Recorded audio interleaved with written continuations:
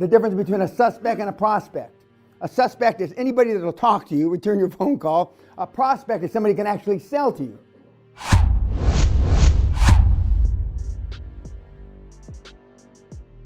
He had done this for somebody else and on somebody else's balance sheet. So he always had big money behind when he did it for somebody else. Now you don't have big money. All you got is a big fucking mouth now. For some of you, that'll be easier because your proclivity is to flap your lips. Now's the time to flap your lips, kids. This is it. For those of you that know how to fucking sell, this is the time. Flap those big lips. Okay, next. Although I've been chairman of 3 big IT companies, all those things he described, I don't even know what any of that shit is. I've been saying the cloud for 35 years, but that's not the cloud I meant. You don't have to know all these details. He said by definition, he has been held up because he's an MBA engineer. A bad combination, okay? He likes to spreadsheet everything to death, okay? It's been tough for him to get away from that overanalysis. Remember, there's only one hanging in that thing in our model, and that's a motivated seller. Whether he be black, brown, yellow, Jew, Hindu, motivated seller. If you don't have a motivated seller, you don't have shit. Now remember, before the break, I said the difference between a suspect and a prospect. A suspect is anybody that will talk to you, return your phone call. A prospect is somebody who can actually sell to you. Okay, the next thing he brought up was that he saw everybody face to face. Everybody you're going to hear in the next week, save one guy, face to face for the board.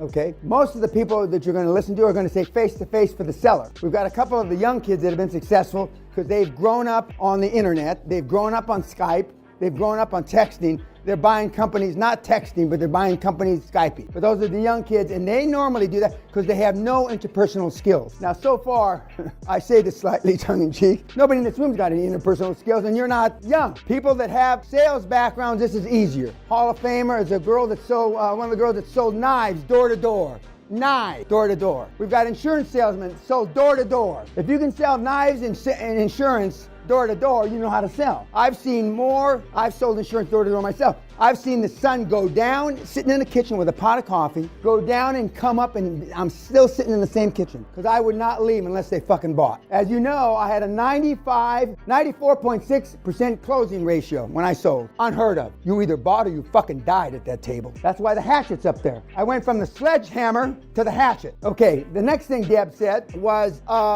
now, because he's involved in inner cross-border shit, it takes longer. When the EU's got to approve something, and those are the big deals though. I do not recommend any of you in this room get involved in a cross-border big deal for your first deal. I just don't. Because it'll probably end in tears. Because these deals take months, if not years, to close. You want a motivated seller, and he didn't get to this, but when I say you buy 3 or 4 or 5 or 6 companies, smaller companies, maybe $500,000 to $5 million in value, enterprise value, and you're using none of your own money, right? And some of those are motivated sellers that you're buying them through seller's finance. You're building up equity in every deal that you close. So the first deal you may only build up $300,000 or $500,000 in equity. The next deal, $1 million. The next deal, $1.5 million. By the time you get to the 5th or 6th deal, you've got $5 or $6 million in equity in the deal. Remember, you started with 0. So now you got $5 million in your money, $5 million in equity. Then you've got leverage, even more leverage with commercial banks. And commercial banks are not the only entities that put money in deals. Pension funds, insurance companies, which we talk about in a couple of days. Pension funds, insurance companies, and commercial banks. Not private equity. Remember, private equity is the lender or investor of last resort. The next thing that Deb brought up is the Tanlin Club, which is in Singapore, it's kind of like the Jonathan Club of Singapore. And by coincidence, because he was a CEO of a big company, he was a member. And a good portion of his board of directors are members of the Tanlin Club or Tanlin Club affiliate. The one thing that he just glossed upon, the one board member that he had come from the UK to meet him in Singapore, paid his own way. You have no money to be buying tickets for anybody, even coach tickets. So don't ask me that stupid question in your weekly reports. You don't have a pot to piss in or a window to throw it out of right now. So don't be buying fucking tickets with people. If they're not willing to come to meet you, and if you're not going to be there on some, interviewing a bunch of people, then next. They're not interested in. Not only do the sellers have to be motivated, the board of directors have to be motivated. And when he made the joke about, and Mr. Pena, PwC had a big board meeting, If you go to interview any accountant or any lawyer, the size of the room that they put you in is commensurate with what they think of you and the transaction. If you're in a room like this, now I won't even go into a meeting like that. You should go because you need the practice. They think shit of you and your deal. If they sit you in a boardroom the size of this room and there's 3 partners and they've laid on a brunch, they like you and or your deal. Probably your deal more than you, and that is a rule of thumb that has stood me in good test for almost 50 years. The size of the room. And when the managing partner of the office, of the London office, or of the New York Manhattan office, or of the Paris office, or of the Singapore office of E&Y comes in and pokes his head in, I just wanted to see how you guys were doing. The deal's fucking hot. Now these, and nobody ever, the meatheads and all the questions, how many questions did we not answer yesterday? 500, 600? Not one of them asked me any of the things I'm telling you right now. The meatheads that were on that, that Ask Dan thing I did yesterday, they asked me, how do you get out of your comfort zone? Just like the people in the seminar asked him, what do you do to get out of your comfort zone? What do you do to scare yourself? Those people, this is what they should do. Fucking metaphorically speaking, because I would never want anybody to take their own life. This is what they do. Most people that come to the seminar, this is what they should have done before they came here and not wasted 20 grand. Your parents should have drowned you. Spartans, after 7 or 8 years, the Spartans took the kids away from their mothers. Self-esteem is built up for 7 or 8 years. Not a coincidence. And the ones that they didn't take away, they put in a ditch, put them out of their misery. The Spartans had it right. Okay, next with Deb. See. No, those are the main things for Deb. And he's a seasoned professional. But it's one thing, we had guys from Goldman Sachs come through the seminar. When you retire from Goldman Sachs, it used to be you got a third of your money when you retired, a third of your money in 3 years, and a third of your money in 5 years. But when you're used to wearing the Goldman Sachs shield, like Superman shield, it's a big difference from trying to buy companies when you're working for Goldman Sachs and you going to try to buy companies, Rufus and Doofus and company. And some of them never get over not being at Goldman Sachs. Some of them go back to Goldman Sachs. It's a big difference. And now he's doing it, as they say in this country, cricket terms, on his own back. Because the only one on the crease, cricket terms, is him. And the first meeting, another takeaway, the first meeting he has with the accountants and the lawyers is him. The second meeting, he brings somebody from his board of directors, his dream team, because that's when the first meeting is just, a perfunctory bullshit, yada, yada, yada. The second meeting is when they're going to sell you. They're going to sell you all their services, etc.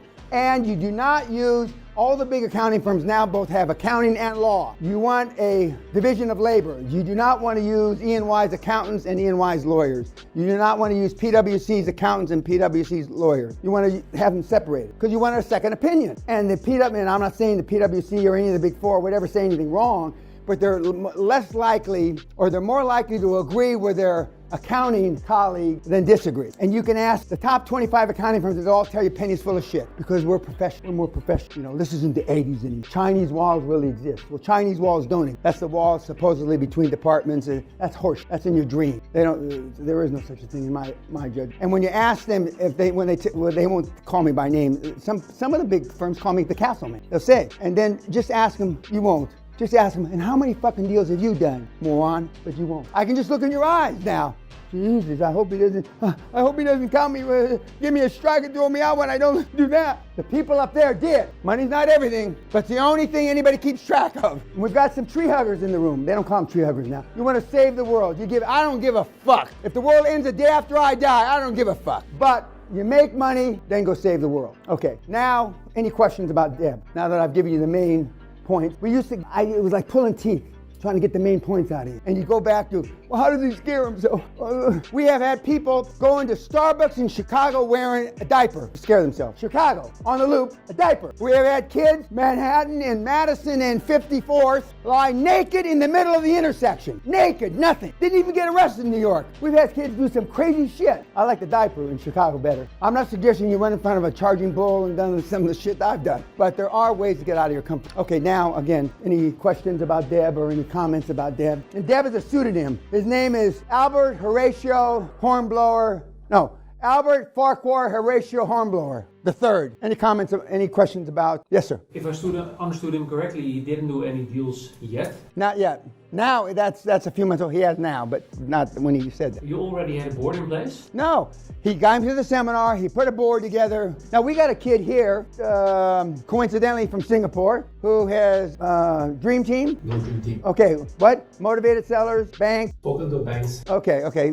No, he didn't have, he had a clean sheet of paper when he came here. By the time he made this call to us, this group, a few months ago, he had put a board together, He had found 10 deals in his funnel. He didn't call it a funnel, but the same kind of funnel that the Dutch guy, the first guy, he had one of the big four accounting firms, international law firm, and 7 or 8 or 9 banks that were all, now it's easier to get the banks interested in financing a $600 million deal than a $600,000 deal. Believe me, they have time for you because they will just, their eyes will go like, you know, a slot machine when it goes to sevens, their eyes is glass up because they think of the fees. By the way, why don't the big investment banks, the Goldman Sachs, the INGs, the Bank of America, the JP Morgans, etc., why don't they tell you about this kind of transaction? There's no fees. The fees that you pay the I-banks, as they're called, the investment banks, on this kind of deal that we do is minuscule, de minimis, almost non-existent compared to the fees when they give you investment advisory service, because 60% of the revenue of the big I-banks now, investment banks, are fee-driven for advice they give you, not risks they take. And that's why hardly anybody. When you ask somebody at JP Morgan, does this shit work? Yeah, but they'll say, but I got a way. You don't even have to do that. We'll send you right over to our private equity arm, and they'll just write you a check, and they'll take what they don't say, and then they'll take 90% of the deal away, and probably throw you in the street, and then they won't piss on your face if it's on fire. They don't tell you that part. And it is easier to get a motivated seller to want to do business with JP Morgan, because JP Morgan, Goldman Sachs, Bank of America, but you're not going to make any money. Aren't going to make any money. And you're certainly not going to create generational wealth, and what you will ultimately wind up being is you will be a commission driven, and some of the banks will just say, you guys know how to do it, we'll pay you 2% of every deal you bring in. And some of the guys that have gone through the program in the last 25 years have gotten pretty wealthy just bringing deals to those I-banks that I've just mentioned, but they haven't built any generational wealth. But remember, I told you, everybody says $1 billion and they get a couple $100 million, they run like, dogs in the night. And for some of the people, hopefully nobody in this room, being a finder, a commission-driven finder, like a real estate agent. Being a real estate agent for an investment bank will be enough for you. I hope not, but I never underestimate how wrong I can be. Some of the people will just, find that they can make $3 or $4 million a year, which I know is chump change, but just, working on a few deals and bringing a few deals to Goldman Sachs. And we have had guys and gals that do that. Fine, I'll be with you. You didn't have to waste 20 grand coming here. But most of the guys, yes, sir. Are you going to, okay. So Deb is going after the big deal. The big cojones, the big mamas. Would you recommend? No, I recommend. It's going to take him a long time. And the one thing I disagree with him, he says the young kids have more time. That's not true. The young kid, they used to tell me, oh, you're already ahead of the curve. You're already making as much money. When I was 25, 26, 28 years old, I was making as much as a 50-year-old. And when I was 35, I was making, hardly anybody made more money than I did. But pretty soon, then you're 40, then you're 50. And for those of you that are already 40 and 50, the young kids don't have all the time, okay? For a young kid following QLA, he can do this 6 to 9 to 10 times in his career. A kid in his 25 or younger, okay? For a guy that's 25 to 35, you can do this 4 or 5 times. Buy, roll up, X, buy, roll up, X. For a guy 50, you can do it a couple times, unless you're gonna work till you're old as me, because I'm still doing it. Now I'm gonna be 74 in a few weeks. But you can do this, and every time, remember, you're building up equity, and you're buying, I don't like to use the words arbitrage because that's too fancy, because this is really not an arbitrage. But simplistically, you're buying low and selling high, which sounds a cheap cliche. But you're buying companies at 2, 3, 4, 5, 6 times, and you're exiting them at 10 to 20 times. Anybody not understand? You're buying them at 5 times earnings, more or less, and you're exiting at 20 times. So if it earns $5 million at 5 times, and you exit at 20 times, you're buying for 5 and you're selling for 80 to 100. Everybody follow me? So it's a simple arbitrage. And for your YouTubers, please email me or on YouTube, and you're going to tell me that I misexplained arbitrage, because that's not really an arbitrage, okay? But it's close enough for government work, okay?